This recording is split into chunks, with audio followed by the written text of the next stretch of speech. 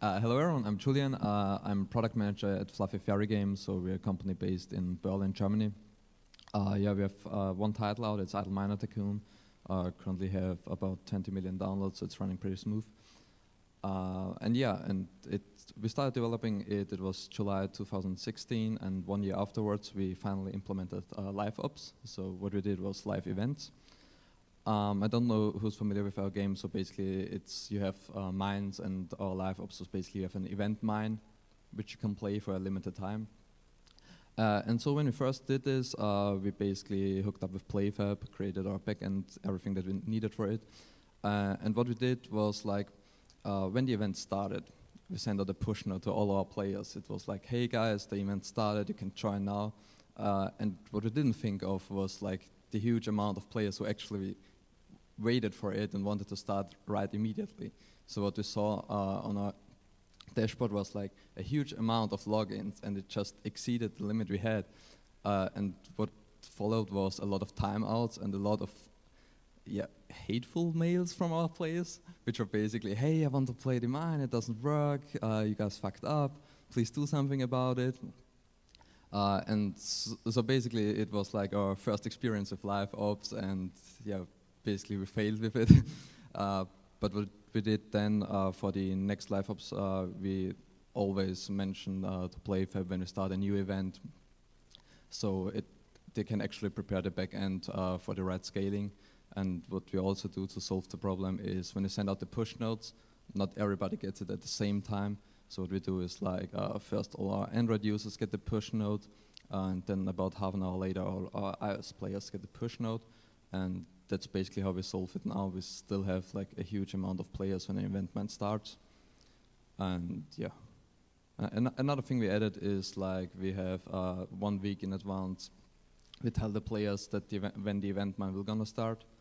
So that also kind of changed the system a little bit, so we don't have like this huge amount of players at one time who want to log in. Thank you. We're starting to do questions. Did anyone have any questions about Julian's story of not, basically artificially creating your own massive traffic spike, but instead smoothing that out a little bit is a really good lesson. Yeah. Okay, Steven. Okay, so hi, I'm Steven. I was formerly head of publishing at 6 Waves, where we published initially a lot of games on the Facebook platform, several hundred games on Facebook during the social gaming era, and also a lot of mobile games. Most recently, now at DECA, and we're a little bit different in that we actually handle live operations on behalf of our partners. So we license and acquire the games, and we actually take care of all the live operations of the game after launch. So yeah, so I've got tons of horror stories. I've got some positive stories too, but maybe I'll just dive into maybe the 2 or 3 that really jumped out at me. In taking care of games after launch, I find that most of the times when you go wrong, it usually boils down to a few factors. One is either things are, players find that things in the game are not getting fixed or addressed properly, so it could be a buggy environment, unfair environment. So one example of that would be, well, actually, there's tons in the Facebook gaming days.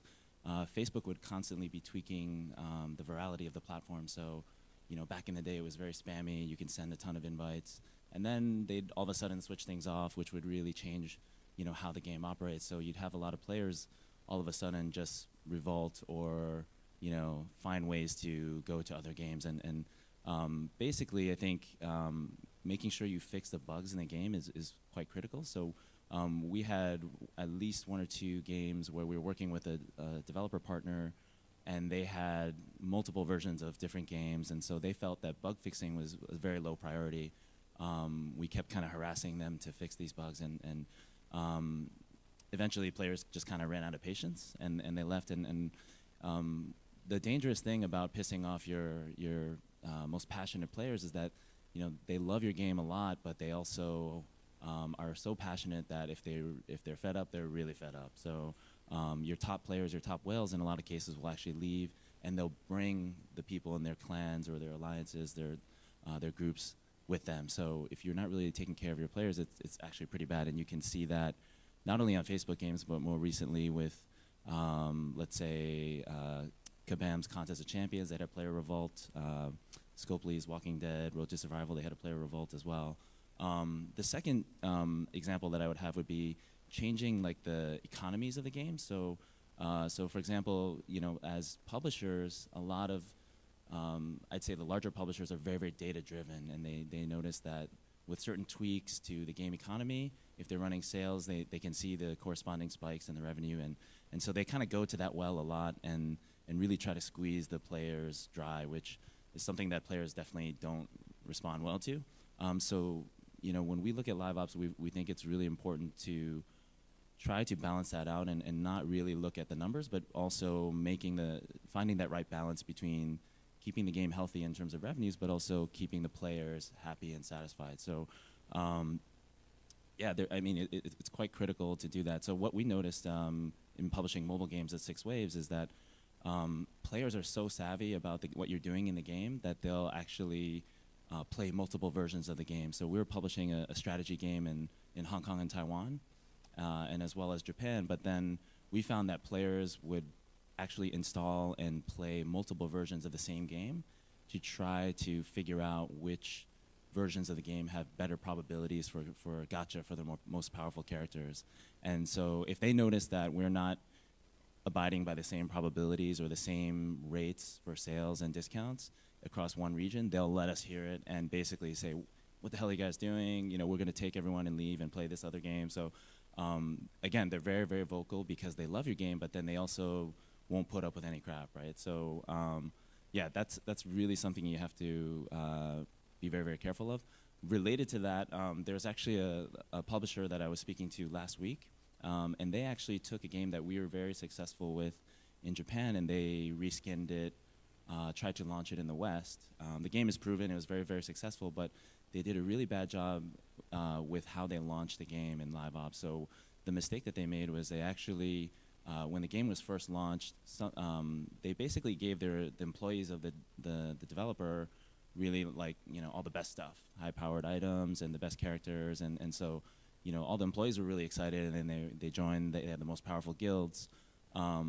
When the players actually installed and launched the game after launch, one of them found out that one of the players that they were fighting belonged to the developer, basically, and that was a huge no-no. So that game actually never even got off the ground. It was one of our most successful games in Asia, and unfortunately, because of what they did and pissing off the players right at launch, it never really got off the ground in Europe. So that's probably the worst case I could think of in terms so of their own OP employees were showing off in the game. That's right. Ruining their game for themselves. Wow. Yeah. That's, I should say. Cool.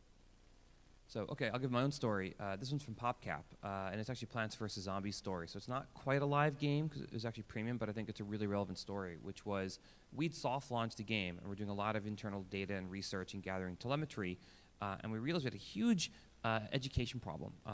We had this issue where, I don't know how many of you know Plants vs. Zombies as well as I do, but if you remember the original game, sunflower, well, in the very first version, sunflowers and pea shooters cost the same. They both cost 100 units of sun. And so what was happening was players were earning sun, and then when it came time to spend it, they were spending them on pea shooters because they didn't know any better. And so they were buying all these pea shooters and never buying sunflowers because they didn't know why you'd, unless you're a hardcore RTS player, you don't appreciate the importance of building up your economy before you invest in your defenses and offenses. So they were basically building all these pea shooters, and then when it started getting really vicious, they were just dying because they didn't have enough energy production capacity to keep you alive. And so we had a lot of internal discussion about what do we do about this? How do we solve this problem? And of course, a lot of people wanted to go straight to tutorials. Oh, we need a tutorial. We need to create more instructions, teach the players to invest in the economy. We need to create silhouettes on the game board showing, put sunflowers here. But after a lot of deliberation, the designer came with a very simple solution.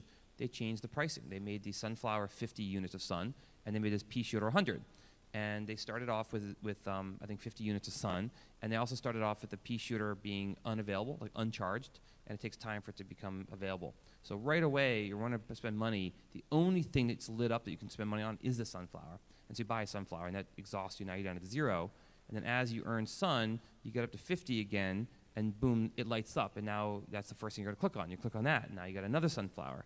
And only once, and you know, a pea shooter doesn't even become available to click on until you've probably got 3 or 4 sun now. And then you're sort of being shown very organically the right way to play the game, which I thought was a brilliant solution. Now the cost was, we had to then rebalance the entire game. So we had to spend a month to go through every single level and rebalance every single level because of now this shift in timing that was caused by this. But it was absolutely the right decision and a really, I think, cool, efficient solution to a design problem. So oftentimes analytics and data will help you find a problem once you launch, but knowing what to do with that data and figure out the right answer can often be really, like, don't always go with your gut, which is tutorials. Sometimes there's a more clever solution waiting. So okay, so we have plenty of time. So I'm going to open it up to the floor. Raise your hand if you've got a train wreck story or a LiveOps story you'd like to share. Okay, let me ask a broader question. How many people here operate live games today? How many of you actually have games you're operating in live mode? About half. Okay. How many people are here because you would like to be doing LiveOps and are interested in learning more about it? Handful. Okay. So for those of you who are operating games today, we'd love to hear some of your stories. Who's willing to be brave and stand up and talk about a time? Okay, here's a story. Do you have a microphone? Yeah, Pai's got a microphone for you. And please introduce yourself and your company.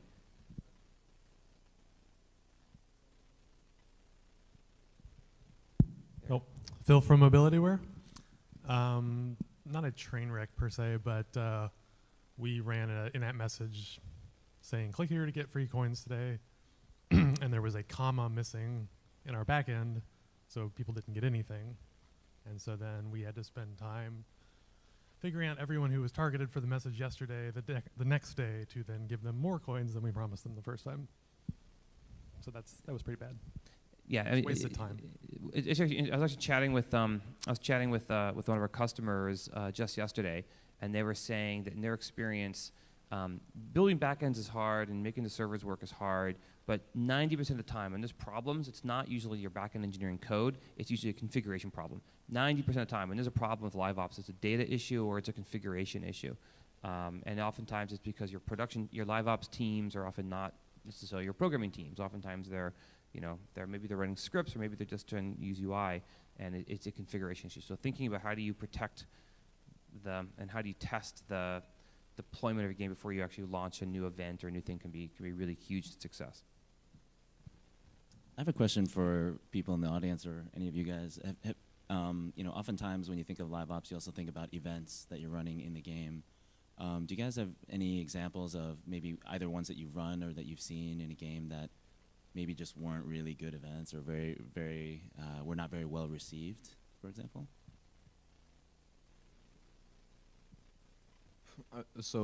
I mean, for us it was like the first mine that wasn't that well received because of the story we had, where like only I think 30% of the people were able to join in immediately, and others had to wait like 2 to 3 hours to be able to join in.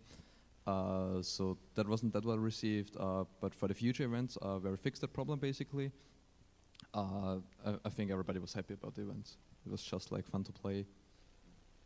Yeah, one of the things that I really liked that we did at 6 Waves was, trying to do things that were topical or happening in the world, right? So I think in 2011 there was this huge tsunami and it hit Japan really hard, and we were actually publishing a lot of social games in Japan, and one of the cool things that we did was actually decide to implement like a limited time event to basically raise money for the victims of the tsunami and for the Red Cross. And I would say that's not a horror story, but like a really cool example of where we basically rallied the developer, our team on the ground in Japan, and found some really easy, low-hanging fruit ways to create like specially themed items, and people bought them, and 100% of those proceeds went to benefit that disaster. So that's an example of, like, let's say doing something that people really care about, and getting cooperation from everyone to make it happen. So I thought that was kind of a cool thing. There's actually a good follow-on there, which is I think the importance of having good tools for LiveOps, because I think if you have tools that allow you to react really quickly to what's going on in the world, to run events, it also helps you recover from service failures. So if you have a problem, how quickly you can react to it and fix a problem is huge. James?